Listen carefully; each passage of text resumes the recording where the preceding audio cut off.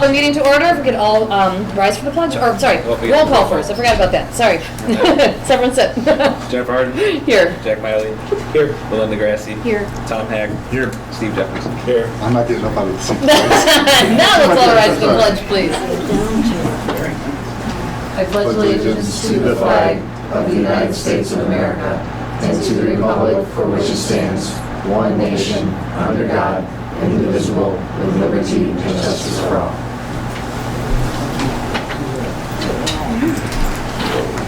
On behalf of the board, I would like to welcome all students, staff, parents, and interested community members to tonight's Board of Education meeting. I would like to remind everyone that this is a meeting of the Board of Education held in public for the purpose of conducting the school district's business and is not to be considered a public community meeting. There is time for public comment during the meeting in the public participation section on the agenda. First, I'll make a motion to approve the March 21st and April 4th meeting minutes, please, if I could have a second. Second. Thank you, Mr. Hack. Is there any discussion? I can call roll, please. Tom Hag. Aye. Steve Jeffries. Aye. Jennifer Harden. Aye. Jack Miley. Aye. Belinda Grassi. Aye. Motion carried. And that takes us to special reports. And we do. We have two today. Wanted to start off talking a little bit about our turf project that will begin in the second week of May. What you see here, and this picture really doesn't do it too much justice, but this is what the field looked like after the football season was over. Pretty much a field of mud. And as you know, a district as large as ours, it's very difficult to get all teams on to use the fields at all levels. Looking at the Western Reserve Conference, every district has turf except for Willoughby Eastlake, Madison, and Riverside. And Willoughby Eastlake will have turf next year because they passed their bond to build new facilities. So we're going to also build and put in a turf field, and the only one left in the WRC without turf will be Madison. But just to give you the board a little bit of a history, I believe the board probably already knows this, but maybe not all the people out in the audience here, that for about a 3-year period, we were looking at trying to finance this project by trying to find sponsors. And we talked with a lot of companies throughout the community, tried to explain the importance of symbiotic relationships with business groups to be able to put a field there where the whole community can come in, not only school-sponsored events and athletics, but also allowing the community groups to come out and utilize the field. And we were fortunate enough to have been called by Jackie Hoynes, Joe Popoli, and Rick Cicero of Lake Health, and they wanted to talk to us about a possible partnership. Now, I know they had some partnerships with area schools, and they actually reached out to us as we were talking to other businesses and throughout the community. So, in essence, what happened is we had a partnership, a 10-year sponsorship with Lake Health. Now, it took a little while to kind of negotiate this because we thought we had something in hand with another hospital system, which happened to fall through. And what was ironic about it was I received a text. I don't know if Jackie knows this. I received a text from Jackie saying, "Hey, are you still interested in possibly having a partnership?" And I responded back to her that we were going to be signing a contract with another health provider. And within 5 minutes of me sending out that text, I received another email from our council saying that had fallen through. So a couple minutes later, I called Jackie, and we were able to bring them in, and we were able to negotiate a 10-year sponsorship with Lake Health. So even though we thought we were going with someone else, we couldn't turn our back on Lake Health. They offered us something very good and something very solid. And this is what it is in a nutshell, 10-year sponsorship. And all we have to do is basically put a logo on a football field, a banner in the field house, banner in the outfield fence of varsity softball and baseball fields. Both banners obviously paid for by Lake Health. We have a few of them up already. Lake Health shall design, and the Riverside Local Schools District shall use a backdrop consisting of Lake Health logo. And they'll provide training services for 10 years to our student athletes grades 7 through 12 at no cost to the district. And the biggest item is they also agreed to give us $230,000 to start this project. Now, Had we not had $230,000, we would not be talking about new turf for next year. This, in essence, is paying for about a third of the field. And what's important about that is that this is giving our students a lot of opportunity, not only at the varsity level, but all levels. Because what's going to happen is that the turf itself is giving us a lot of different benefits. As you can see, the playing time in itself, the first item, is 3,000 hours per year with no rest required. On natural grass, the average is somewhere between 680 and 816 hours per year, and there's rest required and maintenance required on a regular natural grass field. Also, there's mowing, watering, fertilizing, pesticides, and aeration. In the next slide, next couple slides, you're going to see the amount of money that we spend on doing those things. Maintenance required for synthetic turf is you brush it every once in a while and you clean the debris off of it. But again, the turnaround is so much faster. There's less water used. This past year, between June and September, we spent $11,000 on water. Now, we used a little bit more water this last year because we're trying to grow some grass out there, but the water savings in itself is going to be enormous. We're not using pesticides. We have the ability to allow outside groups to use the field. So modeling like Chardon does, they let the Riverhawks, the Chardon Youth Program, they use the field. We can let the Riverhawks use it. We can let our non-school sponsored club sport of lacrosse use it. The field can also be used for the baseball team when their fields are too wet to play, because everybody knows that the fields are always wet during this time of year, and they're always canceling practices or canceling games. This gives them the ability to play on the field. Football can play on it, all levels, soccer, lacrosse.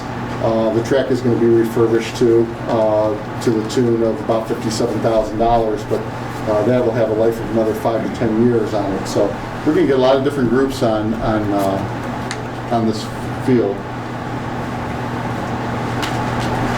This is a slide that I shared with the board not too long ago. This is some of the savings. Just in paint in itself, we spent quite a bit of money, thousands of dollars on paint. Water usage, again, between June and September is $11,000. And even the man hours. Now, we're not going to save so much on the personnel side, but we can use the maintenance crew somewhere else instead of spending all their time prepping the football field. We've been going through design with field turf. This is what the end zone will look like. It'll be a black end zone with yellow letters and white piping across the letters. The yellow lines you see there are the soccer lines, and the blue are lacrosse. So what the center is going to look like. It's the modern Beaver. We got to keep this logo for at least 10 to 12 years now. Can't change it. There's a little bit of a push from our alumni association to go back to that little happy-looking beaver there. I told them that if we go back to that beaver, we'll never win in another athletic event ever. This is what the logo will look like on our field. We're going to have actually 2 of them on there. I know the contract said 1. We're so happy to do work with you that we're putting 2 on there. One facing the visitor side, and That's nice. we figured that if we only had 1 on there, we're not sure that all our opponents would be able to read upside down. So now we have it on the other side as well. But that's what the field's going to look like, and we're very happy about our partnership. What I'd like to do is officially thank Lake Health. Jackie Hoynes and Joe Popoli are here. Rick couldn't make it, he had a prior engagement, but I wanted you to know how happy we are with this partnership. I want to thank you for all your efforts, not giving up on us either. And I believe our Meet the Team Night is August 16th, which is where we would like to kick off this new field. And I hope you can join us, because I have a couple t-shirts for you to wear for that night. Who would like to come up? I don't know if you know this, Jerry. This is the style. Like, it looks like it's worn out, but it is a new shirt. It's like the kids wearing the ripped jeans all the time. Thank you very much. Joe, since Rick isn't here, you get to pick which one you want. You got either that one there, or you got this one here. Black is more slimming. Yes. I don't know where you're going with that. You give this one to Rick. I will absolutely do so. Thank you very much. I'll wear the pride. My kids went to Riverside, so. Excellent. We get a photo with the three of you holding the shirts.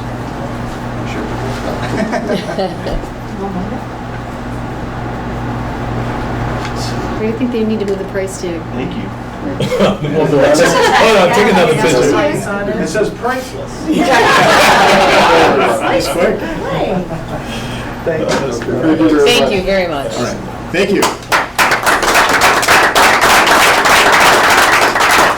We're gonna break ground right after track. It'll be the second, third week of May. We're gonna shut down that whole facility over there. Nick, you're gonna have to get out some type of communication where people can't walk on the track for a couple months. And then we're told that it'll be done sometime in late July. That's our target time. So we're gonna take the dirt. We're gonna build up the freshman football field right behind the press box on the home side, and any additional dirt we have, we're going to try to put in the back and see if we can get another field back there. Excellent. Perfect. Thank you. We have another special report. We have Mrs. Chantry here from Madison Avenue to give her report. Joe and Jackie, you're more than welcome to stay, but if you'd like to leave, you can. I don't want to. Jackie, you've been to enough board meetings over the years. Thank you. Good luck. Thank you again. Thank you.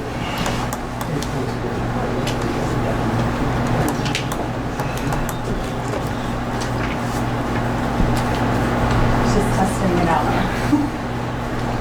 Good evening. Thank you so much for giving me your ear tonight so I can share some really neat things that have been happening at Madison Avenue this year. I'm going to start with a visit that we had from the veterans and explain a little bit about why we decided to invite them. And Jen, you were here this day when they came. So we recently had some cameras donated by a local sheriff, and so we have a nice view of our school that we didn't have before from the inside. So my secretary and I, one day at the end of the day, were watching the fifth graders take the flag down, and they were dragging it and they weren't really caring for it properly. And the two of us said that, how can we expect them to know what to do with it if we've never taught them? So we decided to figure out a way to have somebody come in a meaningful way and speak to them about the proper care of the flag.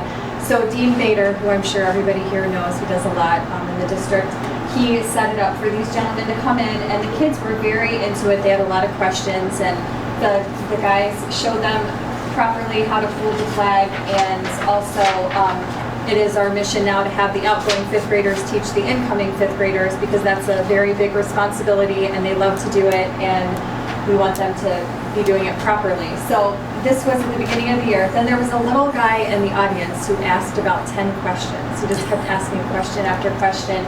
And so Dean offered to come back the next day and actually let him raise the flag. So I have some footage of that. This is one of our fifth graders, going to be going to Lamouth next year. He got to put the flag up the next morning when we were having a parent breakfast, and so he had a lot of people that got to see him do it. He was very proud. So that's something that happened at the beginning of the year that was really nice. And then I wish the Lake Health people had stuck around, because they brought this to us, this gratitude graffiti, which is where the little picture on my cover came from. A little kid drew that picture. And Lake Health comes in every week or every year and works with third graders and teaches them. It's a heart healthy program, they call it. And there's a lady that approached me last year, so this is the second year we've done it, and she asked me if we would be interested in this program. And basically you just cover a wall in your school with paper, and then you have the kids reflect on the things that they are grateful for. And at first some of them want to talk about how they're grateful for their video games and their toys, but then we talk to them about how some people really don't have their basic needs met, and we think about things that we are very lucky to have that others don't have. And so when you walk by the wall now, it really is touching to see all the things that kids are grateful for from kindergarten to fifth grade. And then that prepares them for Christmas, when we don't have a gift exchange anymore. We get the list from Project Hope, and rather than bring in a gift to share with somebody in their class, they just fill the tree, under the tree, with things like paper towels, deodorant. We start watching our big pile build at the beginning of December, and then the representative from Project Hope comes in and picks it up, and it's so nice. And the kids are so excited to see what they bring together. One family, after last year, they saved all their change, and then this year they went to the Coinstar or the bank and rolled it, and all the money that they saved as a family, they shopped for Project Hope. So that was really nice, a nice lesson. And then we had a Veterans Day Assembly. Last year when I gave my presentation, I presented about a leadership team that we had just started at Madison Avenue. So the 5th graders on the leadership team planned and facilitated the whole assembly. I didn't do anything. They welcomed the guest speaker. They organized the speaker coming. This flag back here, they worked with our recess aides during recess, and every student at Madison Avenue traced their hand, and they said they were giving a hand to the veteran who was coming in, and all veterans on Veterans Day. So this little girl here is in 2nd grade, and she sang the national anthem. And then we had this speaker, Sergeant Rosario. He is the father of one of our students. And I give him a lot of credit because when you open the floor to elementary kids to start asking, they asked some questions that I was like, oh my gosh, how's he going to respond to that? But he was very prepared with very diplomatic responses to all of their questions. And he did such an awesome job. And of course, his son was so proud to have him there speaking to us. So that was really good. This is one of my favorite things that happens at Madison Avenue. Around Thanksgiving, our students in our multiple disabilities classrooms take a field trip to a grocery store, and they have a list of things that they're going to buy to make a Thanksgiving feast, and they price check, and like this little girl put this in the cart, and then about halfway through the trip we had to put it back because we found a cheaper one. So they teach them life skills, and also when we get after we have all the groceries, they actually cook the feast back at school on a different day. Somebody donates the turkey and it's already prepared, but they actually make all of the meals, or all of the meal at school, and it's a little known fact that you can cook Thanksgiving in a microwave. So, and I sit down with them, this is now my 2nd year, and I eat the meal and it is pretty good, so I just love it. It's just such a good experience. And then we've had visits from Maynooth and the high school. They come and give us a little taste of what we can join in the future, and it's really great because both of the directors are so enthusiastic, and they share things with the kids to really make them look forward to the opportunities that are ahead of them. So this was Mr. Swiss, and then Mr. O allowed one of the students to come up and actually direct the choir, and she was very into it and did a really nice job. And then after that, our Masco group gave each student a book for Christmas, and so that was a really nice highlight after the choir concert. Also, Masco purchased a Chromebook cart for us. We are very fortunate to have a Chromebook for every 5th grader and every 4th grader, and so now we have one to share among 1st, 2nd, and 3rd. 3rd mostly uses it, and rather than have the teacher teach each individual student how to log on, because that can be very frustrating the first couple of times, our 5th grade class came down to 3rd grade, and one-on-one they taught the kids how to log on and got that out of the way, and they really had fun teaching them and felt like they were, big 5th graders teaching 3rd graders. That was fun. And then just this past week we had breakfast with grandparents hosted by Masco. We have approximately 230 students at Madison Avenue, and we had over 250 grandparents come to our grandparents' breakfast. It was awesome. And the teachers all commented afterwards, because we do a parent breakfast at the beginning of the year, and then this was the first time we did the grandparent one. They just commented on how pleasant all the grandparents were, and they were in our parking lot. It started at 8:10. They were in the parking lot at 7:15. And I was peering out the window, and I also had a meeting going on that morning, and yeah, they were so eager, and they were just very pleasant, wanted to know, talk with the teachers, and just find out all about our school. So we will definitely do that again. We said we might have to do it over maybe 2 days, because it was a lot of people, and we just hoped that they were comfortable because we really packed them in. So And then this was a great highlight from the year. You may have heard about this because this goes on at every elementary school, but the literacy linemen, they're members of the football team who come in and read to our kids, and the impact that it has on our students is just unbelievable. They idolize these guys. It's like you have an NFL player walking through the door. And the kindergartner, well, they look like they're this compared to the great big high school football players. So, and I shared at one of our district leadership team meetings that one of our little guys in second grade who kind of has a rough time, and he's really come a long way this year, but after the boys left, he just couldn't stop asking the teacher, like, how do I get to do that? And she said, well, you have to keep working hard at reading, and then you can come back to Madison Avenue and someday when you're big and you can read to the little kids. And that was just such a great highlight. Anything you can do to get kids motivated who normally might not be. This is something we started this year at Madison Avenue, the expectation of the week. So we have these 5 expectations and we just rotate them every week. We change it and we announce what it means, and we give kids examples of what it means to do these things and how you can show people that you have integrity and you're prepared and you have respect. And then we, at the end of every 2 weeks, each teacher recognizes one of the kids. They come down and they get a Beaver Buck and a My Principal is Proud of Me pencil, and then they can use their Beaver Bucks to buy things like lunch with me or a little extra recess, help Miss Crystal sometimes, our custodian, they love to do that. So we've been trying to get more into the little coupons that we can recycle rather than buying things that really they don't, like it maybe for 10 minutes and then get rid of it. So we are really trying to think of more creative ways to reward them, and we get their input on exactly the things that they like to do. So this is one of the reward days, pizza lunch with me and extra recess. Those 4 girls had the entire playground to themselves, and that was a pretty big deal to them. So.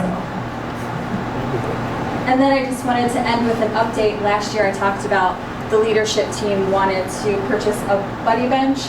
And if you haven't heard of what the purpose of the buddy bench is, it's if a child doesn't have somebody to play with, they can go sit on the bench.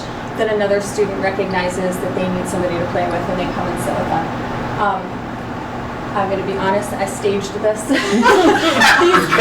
These girls weren't hurting for anybody to play with. But they definitely love the bench, whether they're looking for somebody to play with or not. So we were so lucky to have that. And so that's all I have for tonight, but I feel very blessed to work in this district with these kids. They make me laugh every day. And I just want to go back to my cover page because sorry, it's going to be a minute. The gratitude graffiti. I just loved that this little kid was grateful for his school and his life. Sorry. And you can't help but smile when you walk by that wall every day. And sometimes I have to go up and scratch something else because occasionally something does make it up there that might not be appropriate. But for the most part, it serves its purpose. So thank you. Thank you. Thanks, Teresa. Thank you. I think with the daily grind and the allegations, day-to-day allegations and responsibilities, with all the things that go on in schools, sometimes I think that we don't thank our administrators enough. You've been here a couple of years. You came from Madison, and you're doing a heck of a job over at Madison Avenue, and we really do appreciate it. You stepped right into that building, and we haven't missed a beat. Thank you. That concludes our report. Okay. That takes us to old business, if anybody has anything. Okay. How about new business? All right, moving right along. It takes us to Board of Education Committee and Liaison Reports. The first one is Superintendent's Business Advisory. There was a meeting on April 6th. And coming up also on May, where'd it go? We know May 31st, because that also has a senior project. Yeah, senior fair. project's May 31st, right, Pete? Yes. I was not able to go to the business advisory meeting though. How many do we have participating? Around 198. Awesome.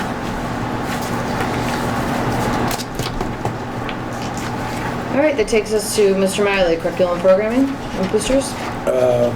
Curriculum programming, we did not have a meeting recently. We got one coming up.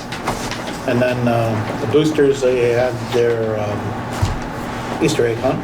I heard it was a great success. I did not go personally, but I heard It was the awesome. biggest number of people they've ever had. That was a nice day. Well, yeah. Oh, yeah, Yeah. good for a change. Yeah, yes, for a change. That looked huge. Other than that, that's all I have. Excellent. Mrs. Grassi? Finance and audit, we have not had a meeting since our last board meeting, if I remember correctly. We'll be going for bond sale Thursday, and Mr. Petco will update us on that when it's time for his report. Legislatively, I am continuing to follow Senate Bill 85, which is the updated voucher expansion bill. General Assembly is on recess from the 10th through the 21st, so if anybody has anything that they would like to reach out to their legislators, now would be a good time to do that while they're back home. That the voucher bill is proposed to increase vouchers for folks who earn 400% of the federal poverty level, and it also introduces education accounts, which can be used for college education later because the money stays in an account for that student if they don't use it. So OASBO and OSBA and many of the districts around the state of Ohio are opposed to the bill as written currently, although it does take into account taking dollars from the, instead of having the school district pay for vouchers, the money would be coming from the state. But, so I'm just continuing to follow that as a bill currently. More money. Okay. And that's it? Yep, sorry, that's it. All right, Mr. Hack, buildings and grounds? And we did have a Buildings and Grounds meeting last Monday, and we reviewed some of the things that need to be done over the summer. We have summer employees again this year, and they'll be doing a lot of work to spruce up the buildings and get them ready for next year. And then the major projects we talked about are some boiler work that needs to be done at Lamouth. There are 2 boilers over there. One boiler is having some issues, and so we will rehabilitate that and get it back online. And then we'll also do some paving and some parking lot sealing this summer as well at the high school here. So we'll have a nice new boiler at Lamouth and a better looking parking lot here at Riverside. Was Yes. one of those boilers replaced? No, I'll jump in, and then Mr. Winter, you can jump in if I There was- go ahead. There was 2 boilers there. One was not working for like 10 years, and we got it up and running. So now, naturally, we had another one go, and the inside is leaking, and there's pictures that I brought to show the buildings and grounds crew with all the treatment seeping out. And so we're fortunate that all we have to do now is to get this one up and running, and we'll be all systems go there. Okay. Yeah, there's more life in the second boiler that we're bringing back to life. So, Correct. Sorry about that. no problem. And that's it. All right. Thank you. Can I ask a question? The Buildings and Grounds Committee, on parking lots, we're doing work at the high school. Are we looking at doing any of the other parking lots, like Lamouth or whatever? Because I know that there What are I'm some looking issues at at doing that. is multiple repairs at all elementaries, going into the parking lots and filling any of the parking lot holes that Leroy had in all schools. And I got quotes came in the other day, and for a few $100s, I can do most of the potholes, but we won't be doing, we also have sidewalks that are bad at 2 schools, which Melridge is horrible, and Buckeye, where they're starting to break up, and I'm going to sink out of the maintenance budget, not PI, to repair those sidewalks that are over there. Melridge is in very bad shape. The sidewalks? In front of the building, there's one real long walkway, and it's just coming off in chunks. So we're going to be doing a lot of repair work there, and also going to be doing some repair work over at Lamouth. Their sidewalks are pretty chewed up, I'm doing a replacement here. What about the parking lot at Luth? And we're- We haven't updated the parking lot at We're Luth in gonna, some time. we need to, after we get some PI money, I think is the way that I feel about it, then go into Lamuth and really redo it.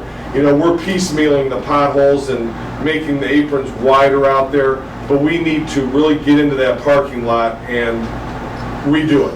Well, and that's why I'm asking, because, It won't be this summer. We're going to be doing, I'm not going to say Band-Aids because I'm putting in quite a bit of money into sidewalk repairs that are, to me, safety issues.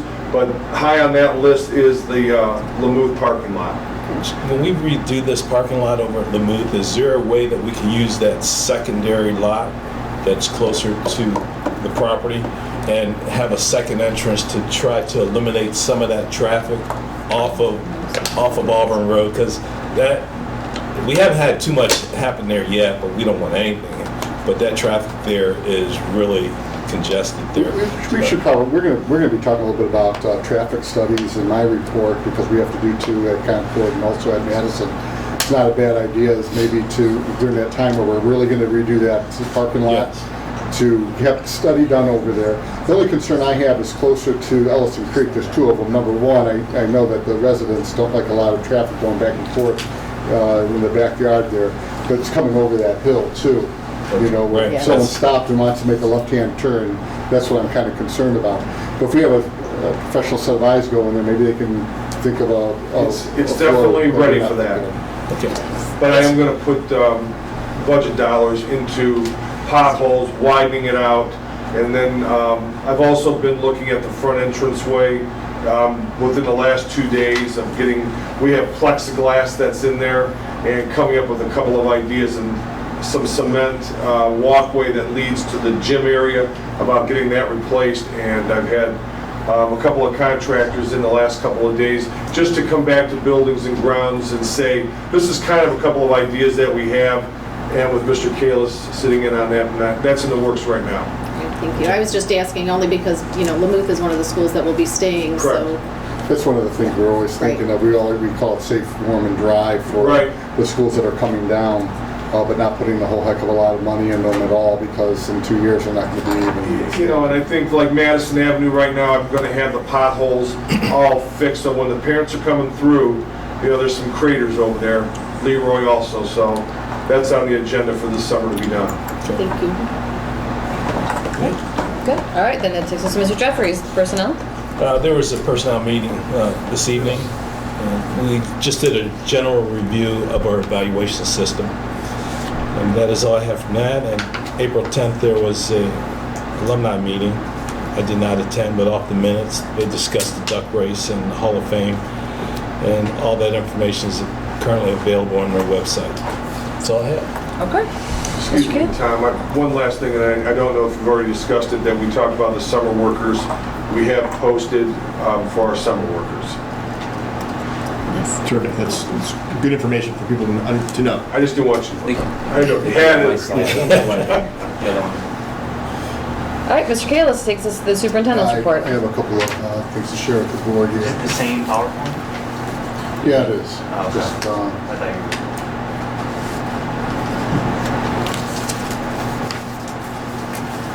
There's some discussion with Little Mountain Homes about the property adjacent to the Concord property that the district now owns, about whether or not if we were able to get a hold of that property, we can tie into sewers. According to the developers, they thought we could. I was not so convinced, because I've already had several formal meetings with Randy Roethlisberger and Dennis Shirkovich about the possibility of tying in the sewer. But we thought, you know, it's not going to hurt if we asked again. And we did, and the reaffirmation is no available sewers over there. And these are some of the reasons why they're saying we cannot do it. A little bit more specific, I think, than what we've had in the past from the sewer district. But we were talking about pumping off peak, you know, somewhere between 12 and 5 a.m., and that's what they said. That's usually when it occurs. But they said that the Concord site is more than 2 miles from existing sewers to a pump station, and that it would take more than 6 hours for the sewage to travel due to the distance and capacity of the pipes. By that time, you know, people are getting ready in the morning, and they are afraid that this scenario, by allowing us to do something like that, would have a chance of backing up sewage in surrounding homes. The Ohio EPA's criteria for residential home sewers is 400 gallons per day, which seems high again, but that's what they said that every house uses. It's an average. The additional 5 acres would allow for another 1,600 gallons per day, but the additional capacity still wouldn't be enough to sustain a school that's somewhere between 500 and 650 students. Last week we submitted requests to the Ohio EPA to reduce our usage. The interesting part about this is that they were originally saying that you have to take an account of 15 gallons per day per student. And we did our study, aside from Hale Road and Haddon, we were a lot lower than that. We were hovering somewhere between 6 and 8 gallons. And then after we realized why we were using so much water, because of the automatic flushers that were flushing regardless of whether or not they needed to be flushed, we went in there and we put manual flush levers in there, and now we're saving more. So what we've done is, even though they wanted 5 gallons per day, the wastewater flow would be about 9,750 students. That's gallons per day if you have the schools at capacity, which it won't be the first few years. We sent a proposal with more water data that we used. We used Lamouth and Westlake as building schools too. And Laura Kramer Coons said, hey, let's look at 4 gallons per person. That'd be more reasonable, which would be 2,600 gallons per day for each school. The Ohio EPA rejected our request, said it was way too low. They want 15 and we're saying 4. So we countered. We said, how about 6 to 8 gallons per day, because that's more like what we have. And that would be 3,900 and between 3,900 and 5,200 gallons per day per school, and we're still waiting for a response. There's also some discussion, and not to say that we're going to do this, but there's creative ways to reduce use of water too. And one is a thing called gray water reuse. And gray water reuse is using a system where, if kids are washing their hands, or possibly us using, washing food, say, in the cafeteria, where that can be channeled into another tank, and that tank can now be used for things like toilet water, things that you're not going to drink or consume, but it's still clean enough to be used for other purposes. It's environmentally friendly, and it's one of the things that we might look at. We're still in the design phase with Fannie and Howie, but it's one of the issues that we're looking at. You also get LEED points for that. And LEED is Leadership in Energy and Environmental Design. It's a rating system. The more efficient we become with natural light and heat and water usage, we get points. And it's more or less a designation. It's not anything that's going to benefit us money-wise, but it gives us the ability to build a building at pretty much at the technology's edge to make it as efficient as possible. In the long run, it will save us money because we're not spending as much money on heating the building or lighting the building, but it's not going to do anything for us directly in terms of the OFCC, although they do want us to keep on trying for LEED points. Ultimately, it will help us in the long run. Traffic impact studies on the board agenda today. There's going to be 2 of them. One is Concord, the other one is Madison Avenue. Concord's going to be $9,500, and the other one will be $11,200. Concord's $9,500, and the Madison is $11,200. And this is basically what there's more to this, but this is it in a nutshell. That they're going to do traffic counts for the Concord site. It'll be 608 and girdled. And for the Madison site, it's going to be Madison Avenue, Riverside Drive, and Bohol.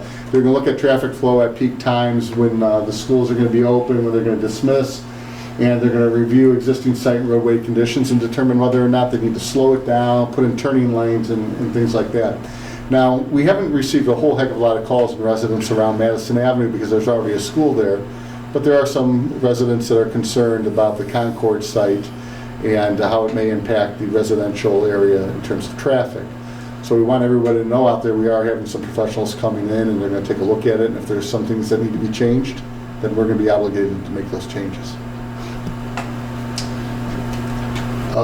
They're also going to prepare the study, and they're going to submit it to ODOT for the Concord site, since it's on a state route in Lake County from Madison. I don't know if you noticed this. Well, I called it Mount Vesuvius, but for everyone else, I just called it Mount Riverside.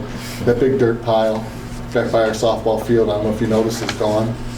It was there since the time that we put in the overflow lot for the students. We paved it, and we were told that the soil was pretty good. We can use it in other parts of the district, and we never really did do that, except for behind our office. We put some dirt down and tried to grow some grass back there, and it's not real good soil to grow. Mr. Wayner did make a mistake by doing that, but we still think he's doing a good job. Thanks, Jim. Yeah. You always It was a little small project. We did, it started looking really good, and then just doesn't look too good there. I'll be back. Our water usage is gonna go up now. But the original estimate we received from local companies was around $12,000 to move that big pile.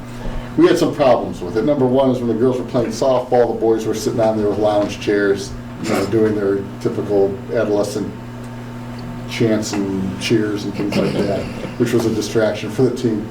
And there was also a kid in the neighborhood that was bringing his dirt bike over and doing all kinds of acrobatics, and it took a while to catch him. We did, and we told him not to do that for liability purposes. Obviously, we don't want people playing on the dirt.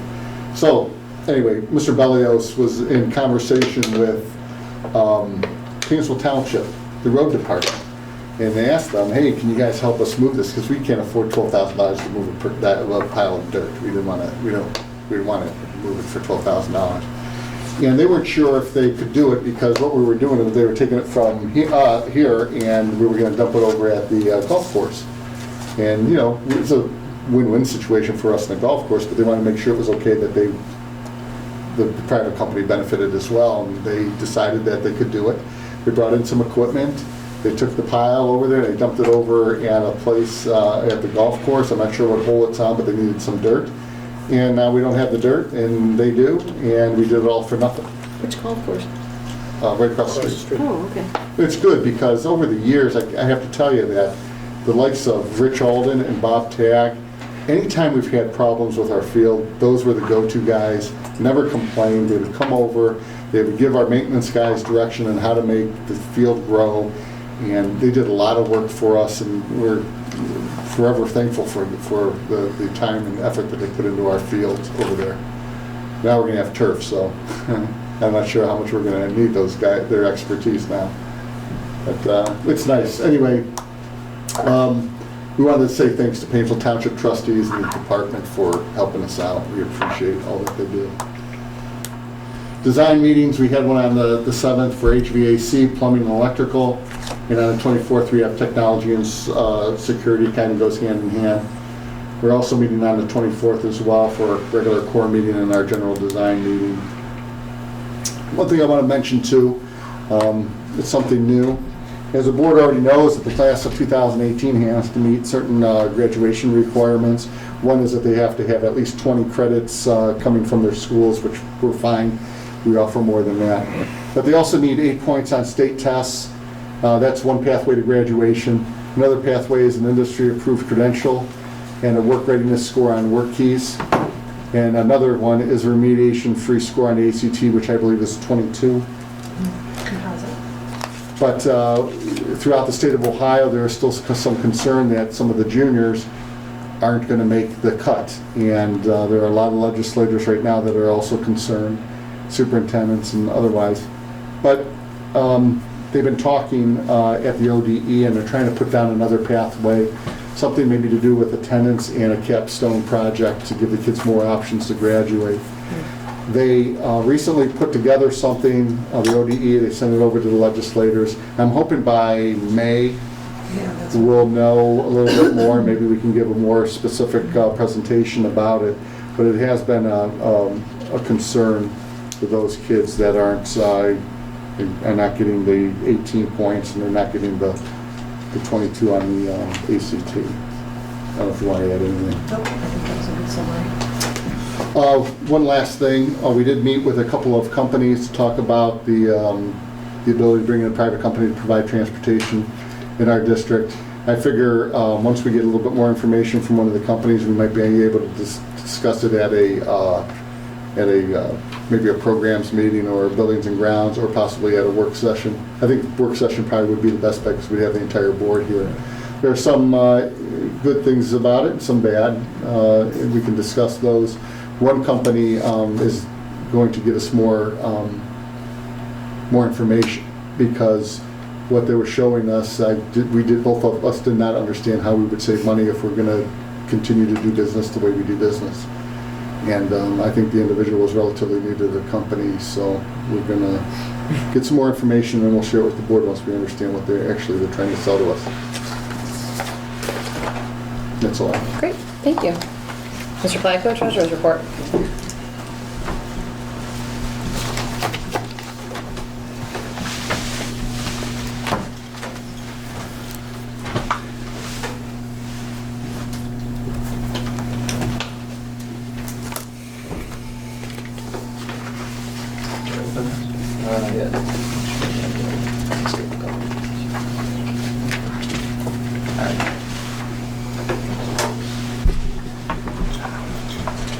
Okay, to start off, as we know, we're switching over to board docs, so we'd be more transparent and have everything, all of our board meeting materials electronically. Makes things easier for us to search for things that we've done in the past, and also it helps us put the agendas together as we go forward. We scheduled training for June 27th at 5:45 p.m. I hope that works for everybody. That's before our regularly scheduled board meeting. So typically we have committee meetings before our board meeting, but we'll have the board docs training at that time if everyone's available. We had some challenges with scheduling, and to get the whole board here, and as well as Jim and myself, it ended up just having to push it to our June meeting. So makes sense. That's when that will occur. So that we learn how to use it? Yeah, it's pretty much just a 1 hour session of basically how to use it, how to find things, how to look at it. It's going to look and feel a lot different than the way we're doing things now. And it's, during the day they'll have training in the central office for us who put the agendas together in detailed training for that. But as far as the board's concerned, it's just how to use it and navigate it and just how to go through it. Bond update, seems like every meeting we're doing another bond update. As we talked at our last meeting when we went to Chicago and we got our Moody's A1 rating, it kind of was a little bit lower than we expected. So there were some things that we needed to do to address that, which delayed things to this point. So, and it made the deal a little more complicated. And out of the non-BQ portion, which is approximately $29 million, that went for pricing on April 5th. And we actually split that into 2 different series. So now we have 3 bond issuances instead of 2. So now the non-BQ portion was split into 2 sections. I'm going to skip the Series B, which is right here, $7.5 million. That falls under the State Credit Enhancement Program to the Ohio Department of Education. Basically, you're pledging your state foundation payments towards the debt if there was ever unable to make our obligation, which is extremely unlikely, but that gave us a enhanced rating of Moody's AA2. A1's what they call the underlying rating. AA2 is the new rating, and I'm just going to skip ahead real quick. Is it the long-term or short-term stuff? It's all. Is it a combination? It's a combination, but it's mostly long-term. Just to go back to the slide we discussed last week, A1 was the top of the upper medium grade. Going to A2 with the state credit enhancement bumped us up 2 ratings. And that was where we expected to be, and that's not where we came in. But with the state credit enhancement, which was no cost to us, there was no reason not to do it. It bumps us up 2 ratings, which essentially gets us a better interest rate, lower cost of borrowing. Yeah. Would you be able to comment on by having the AA2 rating, would we be open to different investors that we weren't open to with the A1 rating? It just makes it more attractive to the investors, so you could be more interested in it. When it priced on April 5th, Belinda was able to watch it through the login. I wasn't. My login didn't work. Belinda just texted me. I I mean, need to send him out of screenshots. the $29 million, I think the first 20 million sold in the first 15 minutes, Okay. and the rest of it sold over the course of an hour. And then there was a few 100,000 left that PNC, our underwriter, picked up to finish out the sale. So it was all done in about an hour, hour and a half. Terrific. Going back to the first slide, so Series B was the state credit enhancement with a AA2 rating. Series A, we purchased what's called bond insurance through BAM, which is Build America Mutual Insurance Company. And basically, you buy this insurance to back up your bonds. That gave us an enhanced rating of an S&P AA, which is equivalent to Moody's AA2. So the entire piece is now basically a AA2 rating. And that gave us a much better interest rate on the financing, and the benefit of having that insurance far exceeded the cost of purchasing that insurance. So when the sale happened on April 5th, it generated what's called premium on the bonds, so people were paying more than par value for those bonds, which created an extra $1.1 million of premium. That's used to pay off the underwriter expenses, the bond insurance, our legal counsel for that, the Moody's investor service fees, the ratings trip, any type of expenses related to the bond. And the remaining portion, $813,000, will come to us of that premium, and that will go to our bond retirement fund as a buffer to make our future payments. And we'll have those funds kept separately in that bond retirement fund. If there's ever a need for that, to dip into that. The bank qualified portion, the pricing date is this April 20th, this Thursday. And that's the remaining portion. It's about 9.1 million, and that's also with the enhanced rating from the BAM insurance with the AA2 rating. So that will price April 20th, close sometime in the next 2 weeks, and then finally the actual issuance of the bond is complete. The issue of the bonds, both these things, it goes into an escrow account, pays off those bond anticipation notes that we did earlier this year, pays all that off, all the interest and all that off. So then we'll just have our regular debt payment schedules going forward the next 37 and a half years. I wanted to come back to, we went over this slide last board meeting, the comparison of Lake County tax rates. And just to reiterate, Riverside has the third lowest tax rate at 32.08 effective tax rate, 32.08 mils.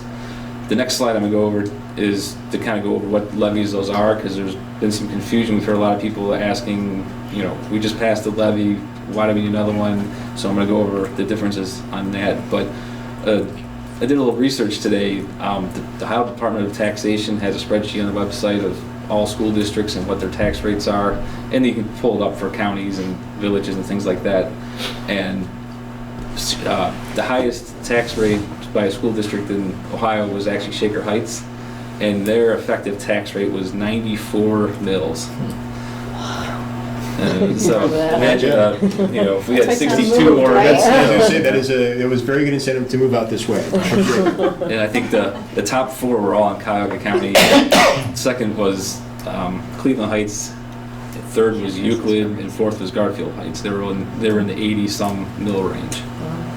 Really? Orange was in Orange is only in like the 40s. Oh.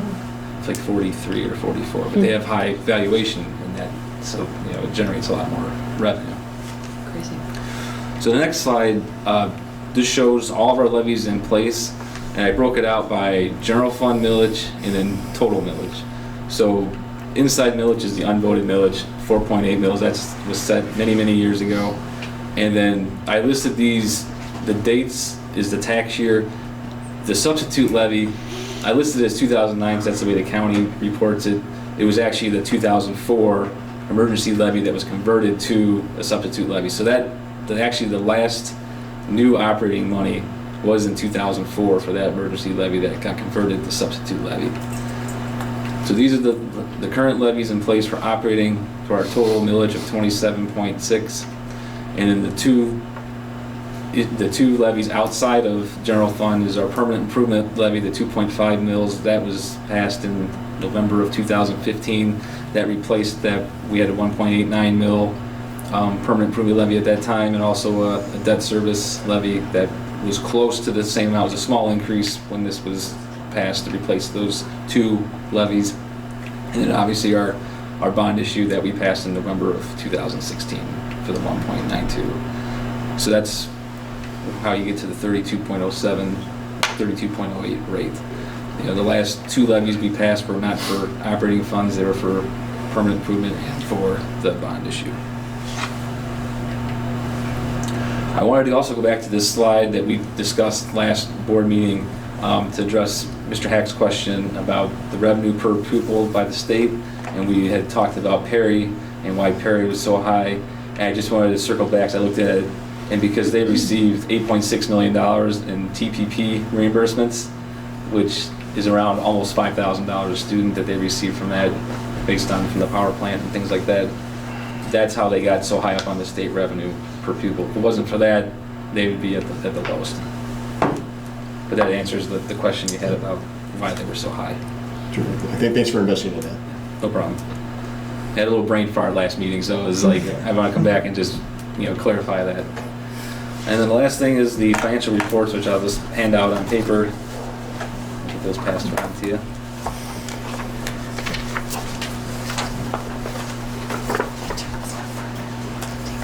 What's that?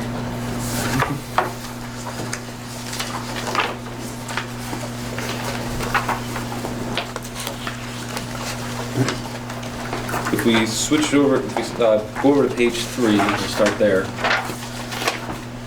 This report just shows our fund cash balances.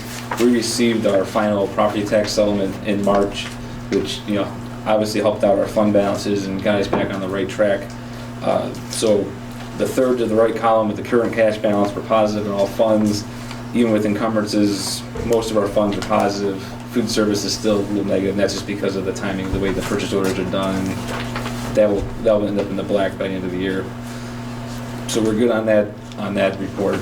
The next report, every time we go through this, I always say, this is our appropriation summary. So the far right column and the balance should always be positive. And when I was doing the report this month, our bond retirement fund is negative, and what happens is we've got our property tax settlement, there's auditor fees that get deducted from that we have to post, and so we kind of realized, we don't have an appropriation for the bond retirement fund, so that is why we have it on tonight's agenda to make an amendment to our appropriations, just to fix that non-compliance there. We're not supposed to spend over our appropriation, but this is kind of like an automatic thing through the county deduction and all that stuff, so we're going to fix that on tonight's agenda. But as far as all the other funds, we're well within our appropriations, so we're within budget in all our funds. The next page, on page 5,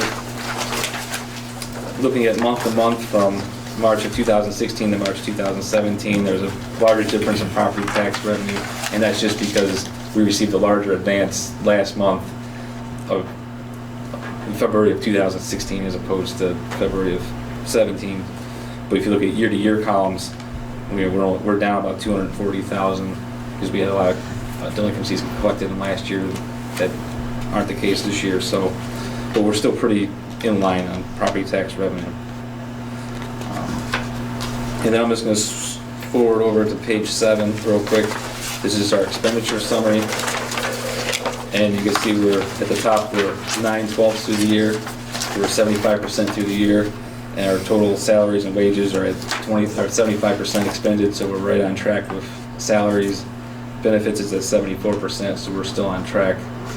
And then flipping over to the next page, contracted services, we're still trending much lower than we originally anticipated. We're at 60% spent for the year. So expenditure-wise, we're looking pretty good.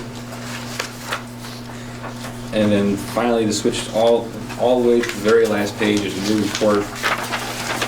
And this is just the monthly investment report. This is our investments from the bond retirement fund that are being invested at Red Tree Investments.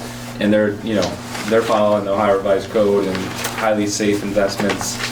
And so looking at this report, it tells us we have about $17.5 million in government securities, $3.1 million in CDs, $17.2 million in commercial paper, and then the money market funds is kind of like the remaining cash that's in there. There's always a bit of cash in there to pay fees and things like that. So right now our balance is just over 38 million still of our $38.5 million bond issue that, the money we received with an average yield of 1.28%, which is pretty good for this, this market. This represents, This is from the bond fund, the $38.5 million. but this represents the borrowing that we did. Right. Because we don't have the money yet. Right? 'Cause So we'll have twice that much when everything Right. is all said and done before we pay The this. bond correct? issue that's going on right now, it's pretty much just gonna go to an escrow account and be in a money market fund to pay off the bond anticipation notes that are due June 1st. So we'll get a little bit of interest on those funds as well, but that won't get reflected in the report. It is gonna be kept in a separate account and tracked separately. So we're just gonna, since it's in the escrow, it's kinda gonna be off the books, but we'll get the residual interest and stuff that we earn on that will come to us at some point. The interest you said is about $400,000 for the year. Yeah, at the bottom, there's a little interest earnings analysis, and the second line, interest earnings to date, is negative, and that's not really true, but because we account on a cash basis, and when you buy fixed income securities, and if you're not buying them at issuance, you're buying them, in the secondary market between the two interest dates. So the investor you buy it from, you have to pay them the accrued interest.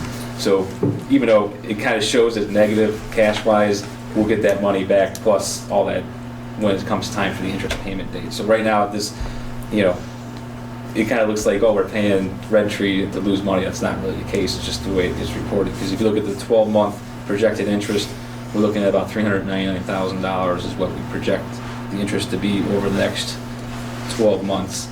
And they do some assumptions of what our cash outflow is going to be, because our cash outflow is going to be fairly small until construction starts, and then that's when the huge, large construction payments go out.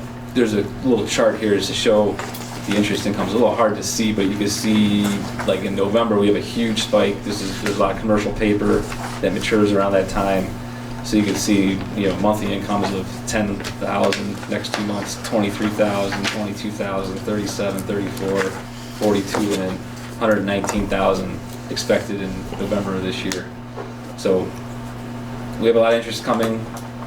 It just, right now, this looks negative. So that's all extra money that we can use to spend on our facility. Right, it remains in the project fund to go for, Additional expenses. right, whether that's even just more contingency money for Right. whatever other alternatives, or whatever use we need that goes towards those two new elementary schools. Excellent. And that concludes my report. All right. Thank you. That takes us to public participation. Anyone wishing to address the Board of Education will be recognized by the board president. Speakers are requested to identify themselves, and their topic comments are limited to 3 minutes. Do we have anything? Okay. That takes us to the consent agenda. A consent agenda provides for more efficient use of time. Any board member can remove a consent agenda item to be discussed and voted on individually. Finance and audit. We have a motion to approve the items listed on the finance and audit consent agenda as recommended by the treasurer, items A through N. I'll second. Thank you. Do we have any discussion? I had a question on H. Okay. This says, and correct me if I'm wrong, my understanding is that all of our booster groups pay for their own concessions, because then they work the concession stand and they get the profit. So why is George purchasing food that we're reimbursing him for basketball? I don't know the answer to that. Yeah, I'm not Because wouldn't- entirely sure. I Wouldn't the believe- basketball group be reimbursing him? I believe basketball is the only group, and they've had an issue with it in the past. It's the only group that does not do it Yeah, that that's way. right. So they don't, They do not. They don't profit from it? He runs the concession and gives them a cut, because he's decided that that's where he makes his sum of money for his fund, and they're the only ones that don't participate in the same manner as the other booster groups do. They've brought that to the attention of the booster group committee that every time I've ever been there. Okay. I would, that is one area what I would like to see us be more consistent with our groups. I think they should all be treated the same way. I think would they have agree. requested that in the past, but Yeah, I think that, from what I remember, and this is a couple of years back, there was some difficulty getting people to run the concession. In fact, I've worked Correct. a couple of the Right. concessions myself. They couldn't find people, so he took it over, and then in certain years, the booster groups decided that they had people who were willing to do it, and they were not given the opportunity, so it's maybe something that we can look at, so. Okay. All right. Thank you. The other item too, I want to slow the board down here, but, this is the $22,800 represents the costs to remove the asbestos tiles from the John R. Gym in order for us to move ahead with our project there. This will commence as soon as the school year is over. Will we be moving forward with, will we have pricing approval and whatnot for that project? We're working on flooring, and we're working also on the equipment. Yeah, those should be on the May meeting. Because that's going to be done for the next, Right. There's some things that we can all redo too. We were talking about getting estimates about removing things off the walls, like the scoreboard and some other items. The curtain that's there, we did unravel it. It's not in the greatest shape. We found out today that after an assessment by our own maintenance guys, I think they can do some of that work themselves. But we want to get that work done before we put in a floor. We don't want to be dropping things on the new floor and everything else. So first is getting rid of the tile and taking down the things on the walls, and then putting in the floor and getting a new curtain. but we expect that project to be done before the school year, correct? Yes, that's our goal. We wanted it done actually by spring break until we hit this hiccup with the flooring. We just don't want to have another problem with asbestos, so. And then I had one other question on item N with the Melridge PTO, who bought the drinking fountains, which is awesome, actually, by the way, because those are really nice drinking fountains. I would like to know if district would consider moving to those kinds of drinking fountains. all Yeah, over we've the talked about it a district, couple of years Yeah, back. I know, you and I have talked about that. I think we priced them out about $3,000 a I still unit. have the paperwork in my office, and some of the issues would be Electrical, you have to. electrical, and make sure that any place that we do asbestos-wise is another thing. So, We can do it. but there's no reason. The only issue is I think, again, we start concentrating on buildings that are gonna be around. Right. And by the time we got 2 more years with a few elementary schools, I'd see if we could just, we could put them in and we could take them out, but with the new buildings, that's all included. So you can't just take them out and just, install them somewhere else. So I would probably recommend that we hold off on the elementary schools, but all the other ones, I have no problem. I think it's a good idea. They fill the water bottles, they're just really nice. In our Yeah. schools with no They air look great. conditioning, right? Elementaries that we walked through, they're Yeah. awesome. They were really cool. It's one of those things. That's all. I did want to publicly then say too to thank Melridge's PTO, since Melridge, for anyone watching, that Melridge PTO donated 5 water drinking stations, and Leroy's LSA donated $2,000 for the purchase of Chromebooks. And then we had individual donations for Riverside Cares from Amy and Grace and Alexi, Jacqueline Macy Serrar, and Ashbila Carpet Workroom. So thank you to all of them. I appreciate item N, like every month, Mm-hmm. Right. having that as It's an great. addition to our board agenda. I like that, so. All right, well, if there's no other discussion, can you call the roll? Steve Jeffries, Aye. Jennifer Harden, Aye. Jack Miley, Aye. Belinda Grassi, Aye. Tom Hack. All right. Motion carried. Personnel. Motion to approve the items listed on personnel consent agenda as recommended by the superintendent, items A through I. I'll second. I'll second. Any discussion on any? Mr. Placco? Jennifer Harden, Aye. Jack Miley, Aye. Belinda Grassi, Aye. Tom Hack, All right. Steve Jeffries. Aye. Motion carried. Curriculum programming. Motion to approve the items listed on the program's consent agenda as recommended by the superintendent, items A through C. I'll second. Thank you. Any discussion? Questions? Okay, go ahead, Paul. Jack Miley, Aye. Belinda Grassi, Aye. Tom Hack, All right. Steve Jeffries, Aye. Jennifer Harden. Aye. Motion carried. We gotta have further discussion about where that football camp's gonna take place in the middle of June. We have obviously some space over here and some fields over there, but they're not, again, in June, they're not going to be able to Use the field. to use the, Well, usually it's behind the, they're not up there, they're behind the bleachers They within go the practice Yeah, in the fields. practice field. At least that's where it's been the last couple of years. All When are we right, gonna start the paving? Well, once we were approved this evening, I'm gonna get a hold of the Ohio Paving, have them talk with the field turf company, so we do it together where they're not running over my new paving. right. So I do not want to be in August and talking about paving with everybody coming through here. So I want it wrapped up in June, July, but I'm gonna put the two companies together so we can have that seal coating project done, and they're not taking big trucks over the top of it. Right. That's the plan, because it's Maybe a, they can use them. be my nightmare. That's a thought too. Okay, that takes us to Board of Education update, if anybody has anything.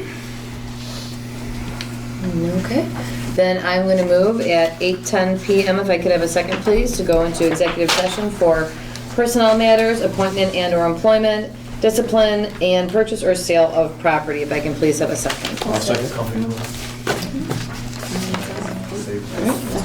Thank you. And Mr. Pyko, if you can call the roll, please. Glenda Grassi, Hi. Tom Hack, Aye. Steve Jeffries. Aye. Jennifer Harden, Aye. Jack Miley. Aye. Motion carried. Thank you all very much. I know what I wanted to ask.